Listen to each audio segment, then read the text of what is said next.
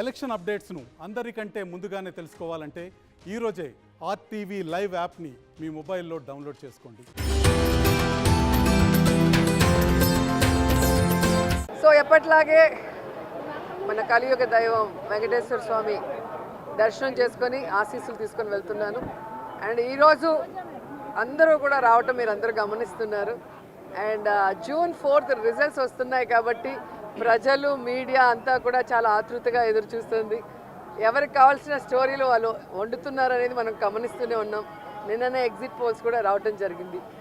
ఎవరు ఏం exit polls ఇచ్చినా ఎక్కడ ఏం డిస్కస్ చేసినా ఫైనల్గా జరిగేది సెకండ్ టైం జగనన్న సీఎం.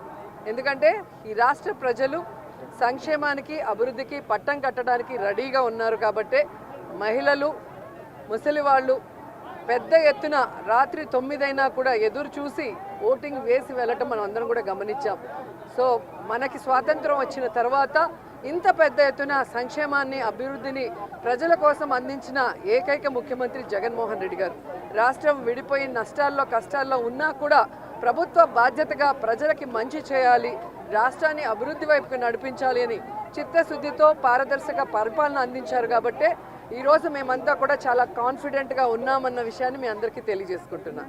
ఈరోజు కూటమి కొత్తగా పెట్టుకున్న కూటమి కాదు, ఆల్రెడీ 2014లో పెట్టుకుంది. అప్పుడైతే కొత్త కాంబినేషన్ కాబట్టి ప్రజలు ఎక్స్పెక్ట్ చేసి ఓట్లు వేశారు. కానీ 2014లో అక్కడ ఇక్కడ 2 చోట్ల కూడా కూటమి అధికారంలోకి వచ్చినా కూడా ఈ రాష్ట్రాన్ని సర్వనాశనం చేసింది. కానీ ఈ రాష్ట్రానికి ఇవ్వాల్సినది ఏమీ ఇవ్వలేదు, ఏమీ అభివృద్ధి చేయలేదు అన్నది ఈ రాష్ట్ర ప్రజలు గమనించారు. కాబట్టే ఈరోజు ఆ కూటమికి క్రేజ్ లేదు అనేది మీకు తెలుసు, మాకు తెలుసు. ఖచ్చితంగా ఈరోజు ప్రజలందరూ కూడా గమనించాల్సిన విషయం, వ్యవస్థలు ఏ విధంగా ఈరోజు చంద్రబాబు నాయుడు చేతిలో వాళ్ళు ఇష్టానుసారం చేస్తున్నారో మనం గమనిస్తున్నాం. ఆ విషయాల్ని ఇష్టానుసారం ఎలక్షన్స్ అప్పుడు మార్చేయటం, అలాగే కేసులు పెట్టించడం వైఎస్ఆర్సీపీ నాయకుల మీద. ఇప్పుడు దేశంలో ఎక్కడా లేనటువంటి విధంగా కొత్త కొత్త రూల్స్తో పోస్టల్ బ్యాలెట్ని ఏ విధంగా వాళ్ళకి అనుకూలంగా మార్చుకోవాలన్న ప్రయత్నం చేస్తున్నారో మనం గమనిస్తున్నాం.